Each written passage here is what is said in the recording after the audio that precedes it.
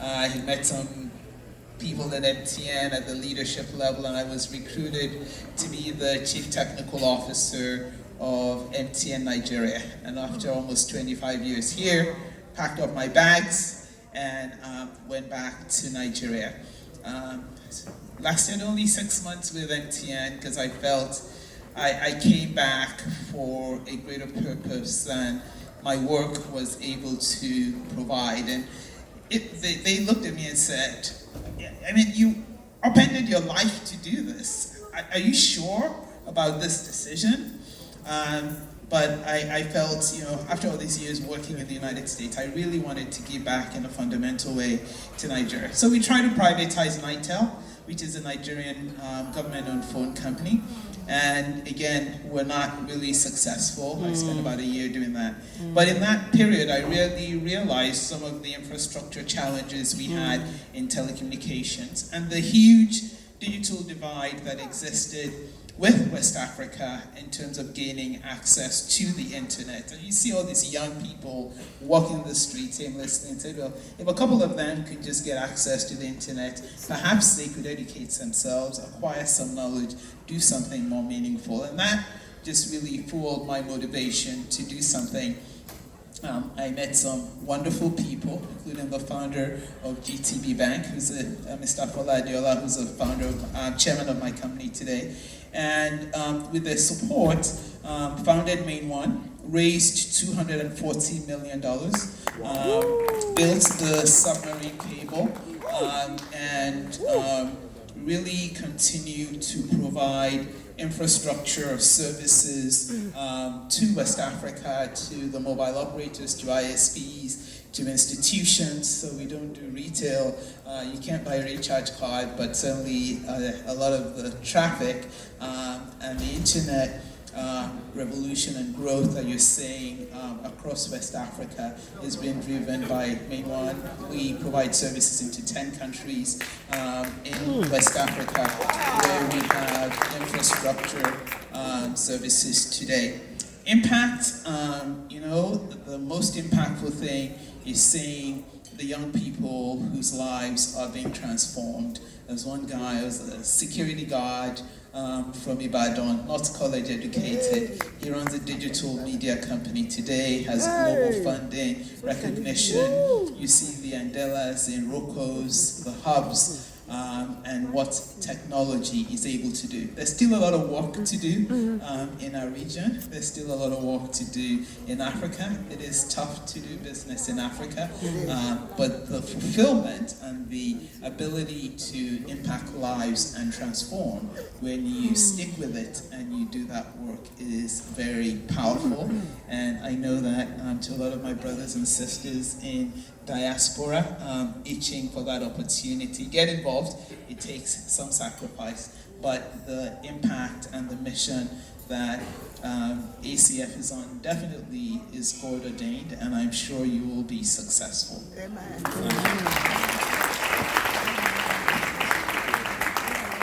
Thank you. So, thank you very much, Funke. Bumi, why don't you give us your purposeful impact in Africa? Thank you very much. It's such a delight to be here today. I bring you greetings from the former Minister of Industry, Trade and Investment. I would have wanted to be here today, but there's some other commitments around, so he couldn't make it. And when you think about impact, I think I will just talk a little more about the things I did in the last 4 years. So when the minister was appointed, I walked up to him and said, you're used to this private sector, this is how you do things here, but you know that it's actually a different game out there because these guys are going to speak a different language from what you speak. And to say that my going to him eventually made me become a member of the team, and all the things that we had is actually a big one. But I will speak about a few things. When you think about nations, there's nothing as impactful as just being able to try to change the way a nation looks. There's nothing more impactful as being able to try to change an environment. And so one of the key things that the minister was focused on was just creating the enabling environment for businesses, for investors, for money to come into the country. And most people don't come to a place that they don't understand. Most people don't go to a place where you don't feel that this aligns with what you're used to. And so saying that businesses, it's difficult to do business in Nigeria is saying the obvious.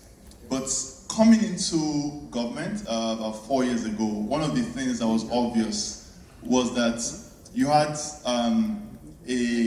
the public sector and the private sector, it's totally different in terms of thinking, in terms of there's almost a tug of war to say who is superior. However, the real thing is how do we come together and create things that can actually make the environment easy for the kind of infrastructure, the kind of, and allowing every individual be able to be their very best, because that's what a nation should be, facilitating the growth and the development of each individual. So what we realized was that there was silo. So you had people in the Ministry of Finance having their own way of thinking. You had people in the Ministry of Industry, Trade and Investment having their own, and everyone just protects stuff. So you don't want to get into my turf, just leave it for me. That's right. And so there was also the challenge around people not understanding the implication of the things that they do. Because if I'm public sector, I think of myself as public. I don't care what the implication is for private sector. And so we came up with this thing called the Presidential Enabling Business Environment Council, PEBEC, which had a secretariat. And the whole idea was to bring together the different parts of government to be in the same room, to also get private sector be in that same room, and try to take away things that hinder business, things that hinder investment. And of course, as I know there are a lot of Nigerians in here, you know that those are myriad. There's a lot of issues in that regard.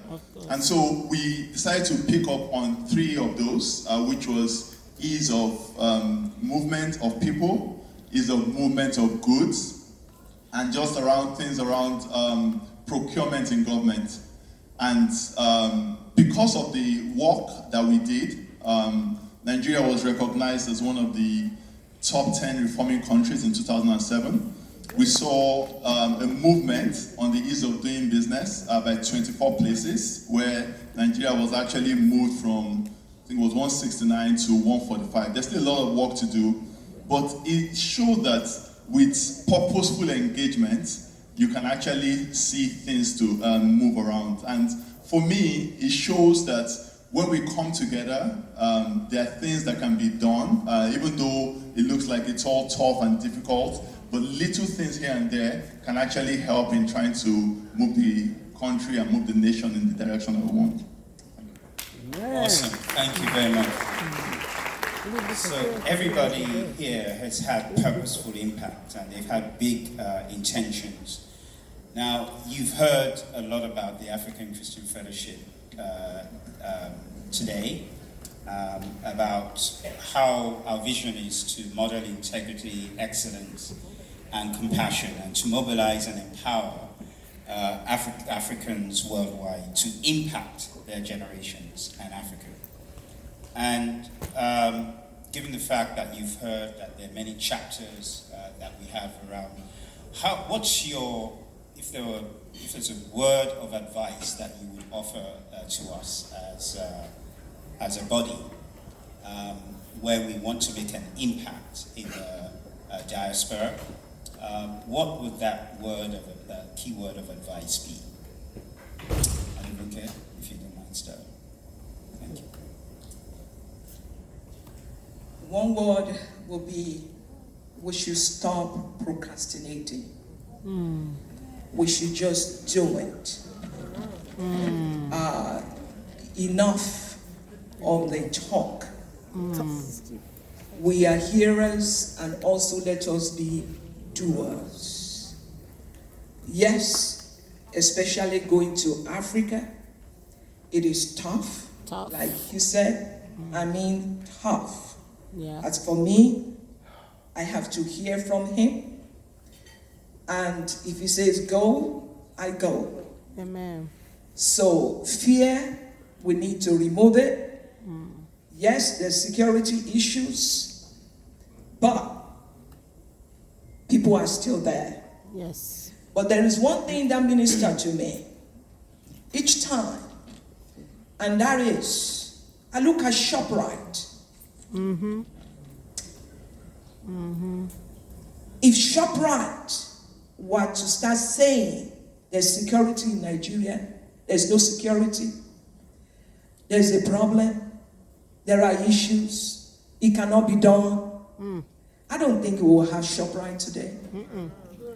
And ShopRite, I believe, I don't know if it is true, it's from South Africa. Yes. Yes. And now, right in our Korokoro eyes, ShopRite is having about 40 branches, Yes. In if Nigeria. not more. Yes. Yes. That is my own personal challenge. And to the glory of God, the Lord spoke to me, and I heard him. Don't look at what you see, That's right. but look at the things with my eyes. Because if you look at the things that you see, you will be frustrated. And that which I have for you, you will not be able to get it. That's right. So my advice to all of us is, let's seek his face and ask him, what will you want me to do? And if truly I have to go there, the Lord will make a way. Amen. But if it is through what my sister said yesterday, investing or doing something, it can also be done. But truly, Nigeria, Africa as a whole, is the next wealth place, whether you and I like it. That's or right. not. I agree. Thank you so much. True. Thank you. Okay. Right, thank you. When I think of impact, an impact that the diaspora could have, I also want to put it in context. How much diaspora flows are adding to our economies today. Now, most of the flow is private, individual to individual, where we're giving to support families, to support well-being and social welfare. But I think when you start looking at the quantum, the billions, Nigeria alone more than $20 billion a year, and I'm sure that's not a full account, because we're not counting all the personal gifts, hand-to-hand transactions that don't flow through any institution. So we're probably talking about double that amount. And I think it's time we start saying a fraction of that should be more purposefully targeted on a continent, in countries that are really begging for development. I saw what the Ethiopian Trust Fund is starting to do. Yes. So I feel it is a challenge in terms of starting to look at more purposeful, more targeted giving in terms of all the funds we're making available to our friends and families back home, that when we send them money so that when they're sick they can go to hospital, we also take maybe 5 or 10% of that and put it towards building hospitals so that next time when they are sick, they can more readily get that health care. Or to the young people, that they can have better access to education in their schools or whatever. And I'll give an example of someone I met, and to be honest, it really put me to shame. We support a lot of startup companies and schools in Africa, in Nigeria, beyond, with access to internet. Because if you want to do a startup and you're tech, and you don't have cheap or free access to the internet, you can't really put your app out there. But I met John Lindgren, and John is, a Norwegian, Korean-born American. He runs a company called Meltwater, and he runs something called Meltwater School of Entrepreneurship. They're in Ghana, they're in Nigeria, they're in South Africa, and they're in Nairobi. And they invited me to come and talk to their young entrepreneurs, and I met this young man. He runs a $300 million company in California, and he said, one day he said to his mentor, when I retire, I want to help the underprivileged. And his mentor said, well, you may not live that long. Why are you not doing it now? And he said he did research on where, he didn't want to give money, where could he add the most value in the world? And they said Africa. He had never been to Africa. He said he was born in Korea. He was adopted by a Norwegian couple in a small city in Norway. He flew to Africa with his team, so he was hiring consultants to do this for him. I mean, when I was calculating, at least he spent $10 million of his own money in Africa. He says he spent 6 weeks in Africa every year. And he comes in, they take this young entrepreneurs, they have full residential programs in Ghana. In Nigeria, they have just the office. And they put them through training for 1 year, and they give them seed money. They develop different concepts of businesses they want to start, and then they give them seed money to be on their way. He brings his friends from the US, successful professionals, to work with him and do pitch contests and ask questions and mentor the guys. And after I spent a weekend with them in Ghana last year, I was just so humbled. I said, what else can we do to support you and other hubs? So when I look at this audience, when I hear about how accomplished we all are, when I think of my journey, and as a fact, as we get older and more successful and have more flexibility in terms of our time, our money, our careers, that the African diaspora can actually be a much more powerful force, much more than just sending money. And we can be hoping the government will change.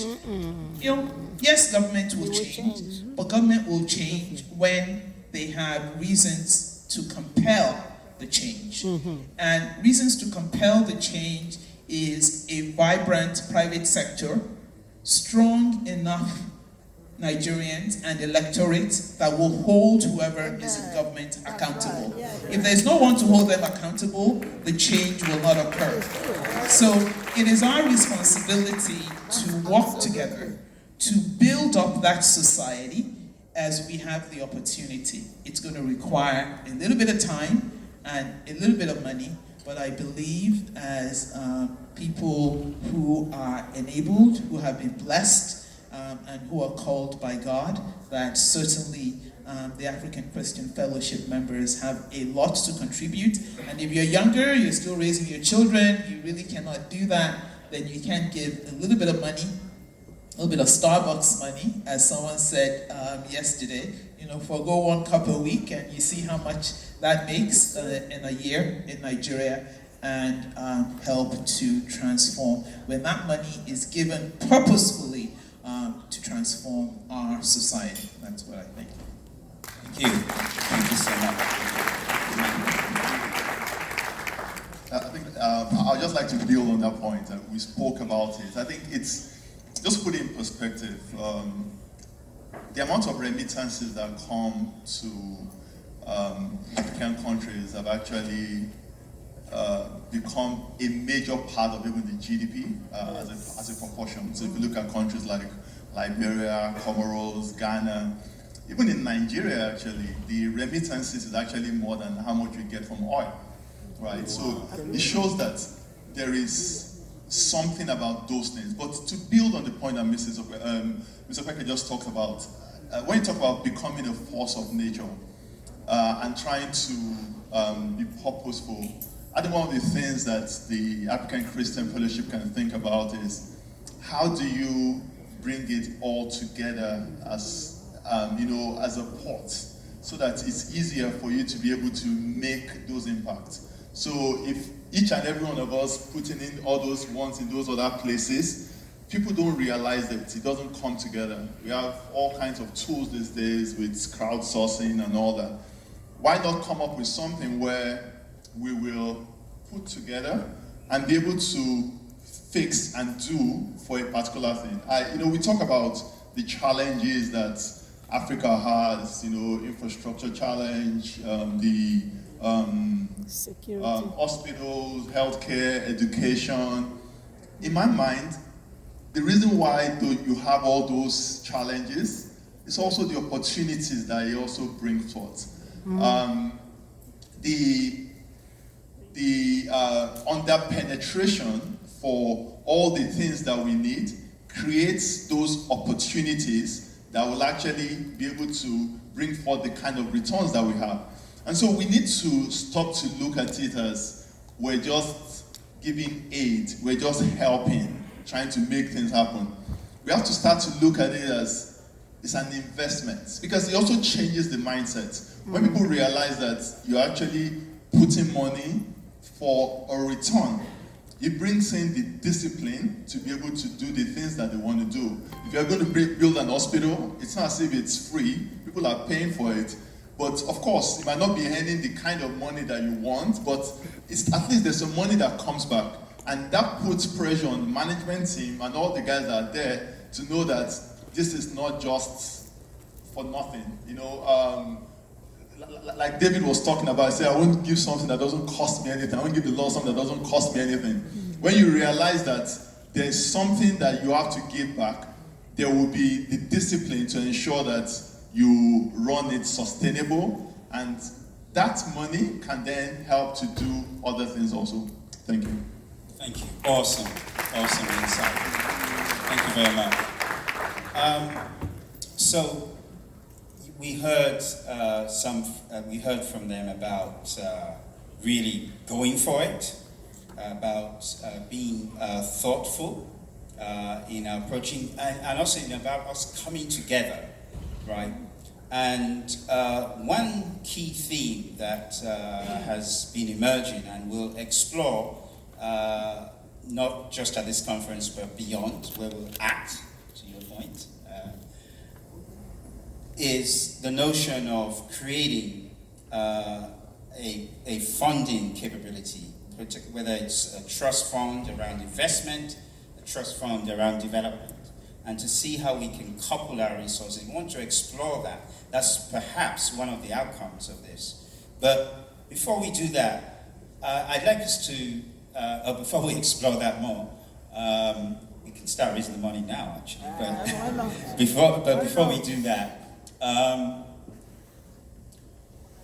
give me, please, one industry that we should be passionate about. I can guess. I don't care your industry, but why don't you give us one industry that we should be passionate about and that we should go after, and why?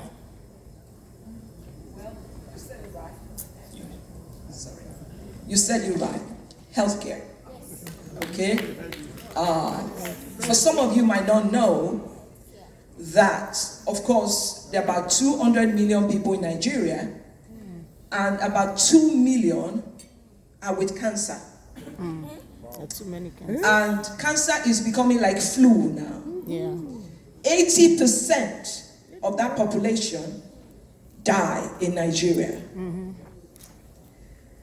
We have about 7 centers for 200 million people in Nigeria. According to WHO, you're supposed to have one radiation machine for about maybe 1 million people. So we need about 200, thereabout, radiation machines in Nigeria.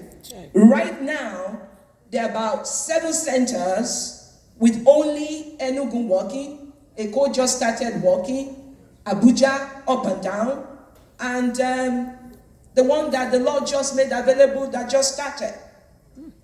And that is the first cancer center in the whole of Nigeria that has everything complete. When you say complete, there are issues in the sense that when you have diagnostic centers 10 miles away from the hospital and the person is an accident victim, I'm passionate about this. This is so ridiculous. Then you will send the person that is almost dying to go to another 10 miles to a diagnostic center to go and do radiation, X-ray or CT. Of course, the person is going to die. So we see a lot of useless death that is not supposed to. Now, the Lord laid it. Anyway, I don't want to go into it. You can ask me, we can talk about it. I didn't want to go, but anyway, to the glory of God. The idea is there's so many, and thank God for so many non-profits now that we have. But who is taking care of the people that are actually training the system to go outside the country? So by the grace of God, we decided to set up a center that will cater to people like Buhari, that will cater to people like the senators, the governors, so that the money realized, we can now use it to take care of the less privileged people. Enough of the drain going out, medical tourism. So that is why the center is American Cancer Center, Nigeria. Google it, you will see it. It's managed by expatriates, it's managed by local doctors. There's so many things that still need to change. A doctor is referring a patient for radiation and is asking me, what am I going to get from it? Greedy. That can only happen in my country. Greedy. It's all over. It's irritating. So there is so many things that needs to be done. But I'm hoping that maybe through you, you get me to know somebody that I can move in the sense that in the house, we need to pass some laws. Laws that will ban stuff like that. It's illegal. It's conflict of interest. It's unethical. How can a doctor be getting 10% because they are referring a patient? What do you think is going to happen? Feeling. Thank you. Thank you. So, Funke, building on that, what is that? I know there are many, but what would that industry be that you think we should focus on? And I can guess. Of course you can guess my answer. And I truly hear you. And I've operated in Nigeria now for almost 13 years. Technology. You know, the unemployment rate in Nigeria is pathetic. 30%, maybe 50%, to be honest, of our youth graduating from tertiary institutions are unemployed. Some start entrepreneurship, some do Uber, some try to find other means of keeping themselves busy. But I've also seen tremendous transformation in tech, with a few young people getting themselves together, acquiring the skills online, and creating businesses that become significant employers of labor. You know, the new generation we're in, and I think nowhere more than America are you exposed to this, the ability to acquire those skills, to become productive, to create wealth, the barriers to entry are low. And they're one area where in our country where we don't have a lot of infrastructure and we don't have the industries, the factories, we need to create wealth. We need our people to have more capacity. We need them to have more capacity to pay for treatment, to go for cancer. Yes, we need to work on the government to make laws, but as our people start creating more wealth and start becoming more powerful in the private sector on a global scale, the government will listen. The government will come running for them. But if the government still feels they have to give you a handout to survive, then we're in trouble. We don't need brick and mortar, it's knowledge. And the new digital age and the passion of our young people gives an advantage. And there's so many of these coming up now. And I really believe tech enabling people to get access to digital skills so that they can be productive, they can market their services globally, even living in Nigeria. They can program for companies, they can test software for companies, they can deliver all kinds of online services. We speak English language, and Nigerians individually, when they know there are rules and there are, as we all know, when we know there are rules and there's accountability, we comply.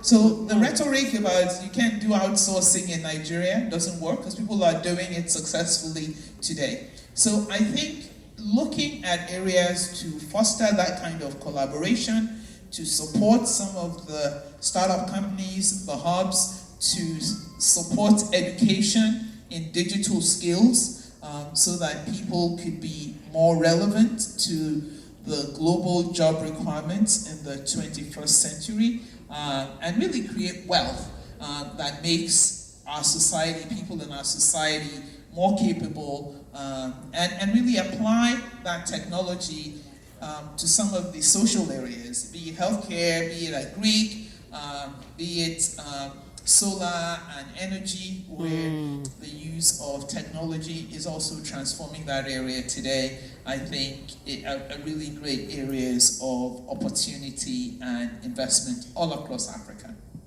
Thank you. Awesome. Thank you. So, Bumi, what would be that one industry, right, that you would zero in on? I know, being a private equity guy, you want to manage the risk, manage the exposure, and invest and hedge. But tell us, where do you think we should focus as a diaspora? And sorry, just before you, so the Houston Fellowship, please remember the announcement around 2 p.m. because I think you're helping to help prepare for the picnic. But please just go through quietly, please, if you have to leave. Thank you. When you're talking about investments, people can't leave, right? Because they need Yes. to understand. All right. So it's not me. So, Brother Jasper, people don't blame it on me if they don't leave. They really want to hear about investments. Okay, go ahead. I think all the areas actually have opportunities for investment in fairness, and it's all about the part that you actually have understanding of that you should probably be one should be looking at. But one of the areas I would like to just also point out is just this area around technical education. If you remember, there were things like city and guilds and where people were actually trained in a very short time. They knew there was apprenticeship and you could actually grow into it.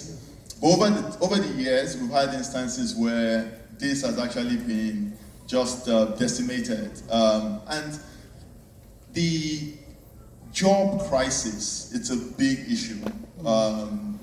The quickest way, I know that education is great, healthcare is great, digital and all that. One of the quickest ways is how do we get the construction workers, people that can actually get into things quicker, back into business. If you think about the US where we are right now, we talk about the great dig, right? There was a time where there was so much, there was no jobs and nothing, but you had to engage people just to be able to make sure that they're doing things. And a friend of mine actually just recently left work, used to be in private equity also, and started this academy just for technical education. And you'll be surprised at the needs, because a lot of construction is going on. You think that it's very easy for you to just come up and do things, but you don't have people that do that. And so there are opportunities for creating an avenue where people can be trained in a short while, 3-6 months, they'll be able to start to put effort into it. Construction companies are interested in working with people that will train those that can actually deliver the things that they want. But having said that, I think that the beauty of being in a developed economy is the opportunity to bring almost like you are in the future and you're going back to the past. Because most of the things that people will start to use are things that for some reason have been used here before. And so once people have, if there are things where you could actually, technology or some of these just developments that have come up here, eventually it will happen in Africa or other countries. So one can limit the risk by investing in those and being able to use them. What matters will be what kind of team is executing on it, the management team that you're going to develop to actually go execute on it. So I think being here, we've seen enough of these things. We can actually bring them back and make them work. Thank you. Enormous. That's enormous insight. Thank you so much. So I'm going to open it up to some questions from the audience. Again, we are grateful that we're truly a super talented company. They are extremely knowledgeable, they are bold, they're brave, they've gone out there, they've done what many people know I say, they've stopped admiring the problem. They admired it maybe for a minute, and then they said, we're going to go for it, right? They've all done that. So they have a lot of insight to share. So why don't we come with the questions? Whatever's on our mind, every question is a great question. So, lady in white, please. Yeah. And if we can get a thank you, Mercy. Bless you. Thank you very much. And if you just say your name too. My name is Bridget Israel from Missing. First of all, I want to thank the panelists. They did very well. Can we give them a big hand? Outstanding. Outstanding. This will take us further. I want to thank who put this organization together. But I have a specific question for Dr. Modi. Where is the American Cancer Center located? And can people from other countries, are they allowed to be referred there for treatment? Thank you. Where you put me on the spot. Cancer. The American Cancer Center Research is located in Imo State. I'm not from Imo. My husband is not from Imo. But to the glory of God, we were led to go to Imo State. Don't ask me why. Anyway, that's where it is. Yes, we have people from Cameroon already coming to the site to receive radiation treatment. Wow. And that is the only second to Eco hospital that has the cancer, the center, now in Nigeria. And it's powered by solar. So that is the advice, that is the wisdom that God gave. It's 100% solar, it works 24/7. You have to. Hallelujah. Thank you, Lord. Thank That's a you. big question. Yes, please. Brother Hyacinth. Yes. My president. Amen. Me too. In this room here, we have security guards, doctors. We may have a taxi driver. We may also have a scientist right in this room.